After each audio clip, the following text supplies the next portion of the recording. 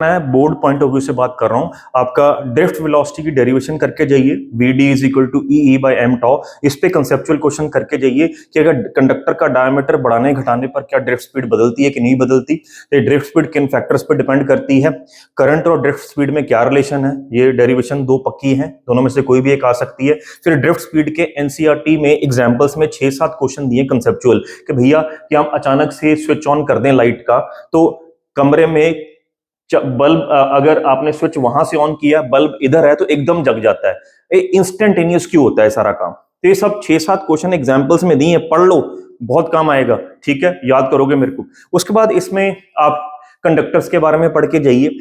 ठीक है, जैसे रेजिस्टर ओम्स लॉ प्रूव करना आता है। ओम्स लॉ वो खास वाला, V is equal to I R वाला नहीं, J is equal to sigma E वाला, E is equal to rho into J वाला। J आपकी करंट डेंसिटी। करंट डेंसिटी पे हाईली एक्सपेक्टेड क्वेश्चन है। करंट और करंट डेंसिटी में क्या अंतर है, करंट स्केलर है, करंट डेंसिटी वेक्टर है, इसकी डायरेक्शन होती है, वो डायरेक्शंस पढ़कर जाइए। ठीक है, जो फॉर्मूले मैंने बताए ये करके जाइए ड्राइव करने। फिर highly important, dependence of resistance और resistivity on temperature, very important for conductors, insulators, semiconductors, सब कुछ एनसीईआरटी में मेंशन्ड है, जरूर पढ़ के जाइए लास्ट मिनट में। फिर आपको निकल का ग्राफ, जो निकल यानी एलॉय है, एलॉयज के रेजिस्टेंस या रेजिस्टिविटी है ग्राफ टेम्परेचर के साथ, कंडक्टर्स का टेम्परेचर के साथ, इंसुलेटर का टेम्परेचर के साथ एनसीईआरटी में मेंशन करके जाइए। फिर साथ के साथ जो नॉन ओमिक डिवाइसेस हैं जैसे डायोड्स वगैरह, ट्रांजिस्टर वगैरह, इनके ग्राफ्स करके जाइए कि ये ओम्स लॉ क्यों नहीं ओबे कर पाती। ये ग्राफ पढ़ के जाइए, एनसीईआरटी में मेंशन्ड है। कार्बन कोडिंग करके जाइए, कार्बन रेजिस्टर्स क्या होते हैं ये पढ़कर जाइए। कलर कोडिंग की बात कर रहा हूं मैं। उसके बाद आप इस चैप्टर में 100% एक सर्किट आना ही आना है। सर्किट में भी आप वो सर्किट्स करिए जिनमें एक से ज्यादा बैटरीज लगी होती हैं, सीरीज कनेक्शन, पैरेलल कनेक्शन और मिक्स ग्रुपिंग। ये डेफिनेटली क्वेश्चन तीनों में से आपकी डेरिवेशन आ सकती है कि मिक्स ग्रुपिंग में करंट निकालिए, मिक्स ग्रुपिंग में मैक्सिमम करंट निकालिए, पैरेलल में मैक्सिमम करंट निकालिए, सीरीज में निकालिए करंट। ये डेरिवेशंस करके जाएं और वो सर्किट जरूर प्रैक्टिस करें जिसमें आपका कैपेसिटर और रेजिस्टर दोनों लगे होते हैं, जिसको सीआर सर्किट बोलते हैं कि कैपेसिटर डायरेक्ट करंट को ब्लॉक करता है। वैसा एक हाईली एक्सपेक्टेड एक क्वेश्चन आप एक्सपेक्ट कर सकते हैं आपके बोर्ड एग्जाम में फिजिक्स के। ये हो गया। फिर इसमें डिवाइसेस में आप व्हीटस्टोन ब्रिज 100% आ सकता है, उसकी एप्लीकेशन स्लाइड वायर ब्रिज पे क्वेश्चन आ सकता है एनसीईआरटी टाइप का। एनसीईआरटी के सारे क्वेश्चंस करिए। पोटेंशियोमीटर को ऊपर ऊपर से देख लीजिए कि थोड़ा कंसेप्चुअल क्वेश्चन आ सकता है, वैसे तो नहीं है सिलेबस में, लेकिन ऊपर से पढ़ के जाइए कि पोटेंशियोमीटर क्या डिवाइस है। तो इसमें driver cell, primary cell, secondary cell की वोल्टेज कितनी रखनी चाहिए, ये सब एनसीईआरटी में मेंशन, थोड़ा थोड़ा ये करके जाइए। ठीक है, इसमें व्हीटस्टोन ब्रिज के सर्किट पढ़ के जाइए। तो ये करंट इलेक्ट्रिसिटी में कुछ इंपॉर्टेंट आपका लास्ट मिनट रिवीजन में बताया। अगर मैं बात करूं इलेक्ट्रोमैग्नेटिक इंडक्शन की यानी मैग्नेटिज्म की, ईएमआई की, मैग्नेटिज्म मैटर की, ये दो बड़े यूनिट हैं, और एसी की भी मैं सबका बता रहा हूं। वीडियो के एंड तक जरूर बनी रहिएगा। अपने कमेंट्स डालिए, जरूर डालिए कि कितने, क्या आपको डर लग रहा है नहीं, और कितने नंबर आप एक्सपेक्ट कर रहे हो। लिखिए कमेंट सेक्शन में कि हाँ मैं 100 में से 100 लेके आ रहा हूं, I am claiming this. Claim your numbers now. आप कमेंट में डालिए प्यारे बच्चों कि yes sir we are claiming, I am claiming 100 out of 100 in physics. कोई चक्कर नहीं, जो मैं बोल रहा हूं ये टॉपिक्स पढ़ लो, फायदे में रहोगे लास्ट मिनट में। ठीक है, अब सुनिए। मैग्नेटिक फील्ड में ऑर्स्टेड एक्सपेरिमेंट, शुरुआत एनसीईआरटी की होती है ऑर्स्टेड एक्सपेरिमेंट से। क्या ऑब्जर्वेशन की, क्या कंक्लूजन दी, पढ़ो एनसीईआरटी में। ठीक है, फिर इस एक्सपेरिमेंट के बाद बायट सेवर्ट्स अपना एक लॉ लेकर आए। बायट सेवर्ट्स लॉ की कंपैरिजन पढ़िए कूलम्स लॉ के साथ। एनसीईआरटी में मेंशन है क्या डिफरेंस है दोनों में। ठीक है, पूरा का पूरा मैग्नेटिज्म बायट सेवर्ट्स लॉ पर बेस्ड है। क्या कहता है ये, इसकी डेरिवेशन तो नहीं है, लेकिन इसकी वेक्टर फॉर्म क्या कहती है, इसकी स्केलर फॉर्म में क्या करना है। ठीक है, सब पढ़कर जाइए। उसके बाद बायट सेवर्ट्स लॉ की एप्लीकेशन में से वो छोटी छोटी डेरिवेशंस, सर्कुलर लूप की, सेमी सर्कुलर लूप की, मैग्नेटिक फील्ड निकालिए सेंटर पर, क्वार्टर लूप की, जनरल आर्क की, सब डेरिवेशंस। स्ट्रेट वायर पे क्वेश्चन पक्का आता है। स्ट्रेट वायर के 5-6 केस हैं, जरूर पढ़ के जाइए। Infinite wire, semi infinite wire, finite wire. ठीक है, स्ट्रेट वायर के with respect two point A symmetric हो, ऊपर हो नीचे हो, पढ़ के जाइए। न्यूमेरिकल हाईली एक्सपेक्टेड है। फिर इसमें एम्पियर सर्किट लॉ की एप्लीकेशन बहुत इंपॉर्टेंट है। इनफाइनाइट लॉन्ग सिलेंडर की मैग्नेटिक फील्ड निकाली अंदर और बाहर वाले पॉइंट पर, इनके ग्राफ्स करके जाइए। सोलिनॉइड पढ़ के जाइए। टोरॉइड 100% न्यूमेरिकल आएगा। टोरॉइड में वो वाला न्यूमेरिकल जिसमें हम एवरेज रेडियस की बात करते होते हैं। दो कंसेंट्रिक कॉइल्स दी होंगी, R1 R2 दिया होगा, इसकी मैग्नेटिक फील्ड का formula mu naught Ni/2πr, R यहाँ पे एवरेज रेडियस लेना होता है, R1 + R2/2। ये टॉरॉयड का हाईली एक्सपेक्टेड क्वेश्चन है, एनसीईआरटी में भी है। इसको टॉरॉयड को राउलैंड रिंग भी कहते हैं, ROWLAND। पुरानी एनसीईआरटी में ये एडिशनल एक्सरसाइज में क्वेश्चन है, जरूर पढ़ के जाइए, पुरानी एनसीईआरटी सामने रखिए, कर लो, ठीक है। उसके बाद आप इस चैप्टर में मैग्नेटिक फोर्स के सारे केस करके जाइए, कब अगर चार्ज और आपकी चार्ज की वेलोसिटी और मैग्नेटिक फील्ड में कितना एंगल बने तो कौन सा पाथ ट्रेस होता है, सर्कल कब बनता है, हेलिक्स कब बनता है, ठीक है, साइक्लॉइड कब बनता है, स्ट्रेट लाइन विद एक्सेलरेशन कब बनता है, स्ट्रेट लाइन विदाउट एक्सेलरेशन कब बनता है, ये सब करके जाइए। फिर किसी स्ट्रेट करंट कैरिंग वायर को एक्सटर्नल मैग्नेटिक फील्ड में रखा जाए तो उस पर कितनी फोर्स लगती है, कब फोर्स नहीं लगती, अगर क्लोज लूप बने तो एक्सटर्नल यूनिफॉर्म मैग्नेटिक फील्ड में रखती है, फोर्स हमेशा जीरो आएगी, जैसे भी शेप की हो, ये सब केस करके जाइए, ठीक है।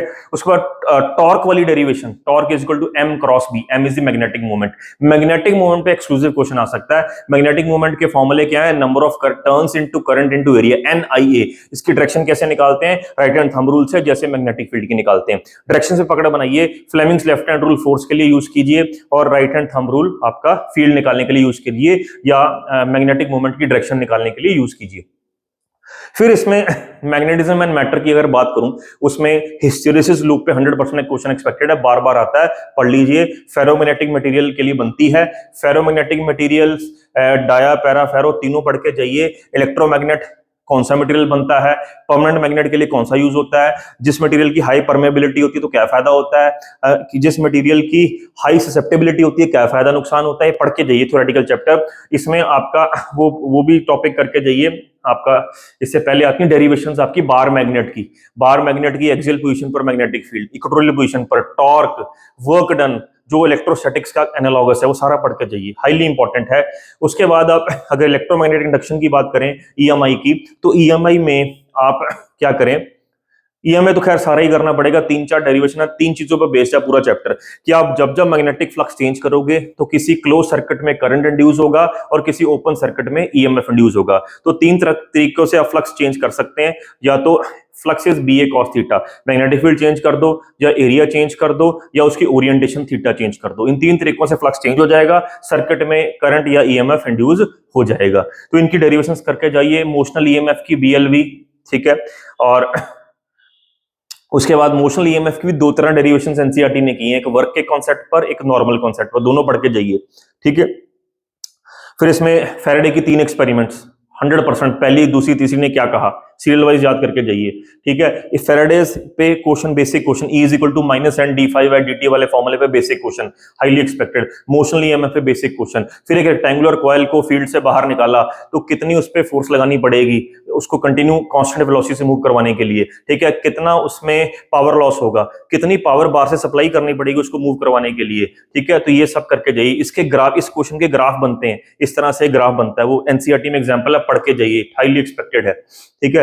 फिर इसमें mutual inductance of solenoid, reciprocity theorem, वो डेरिवेशन करके जाइए। फिर किसी सोलेनॉइड की सेल्फ इंडक्शन कैसे निकालनी है।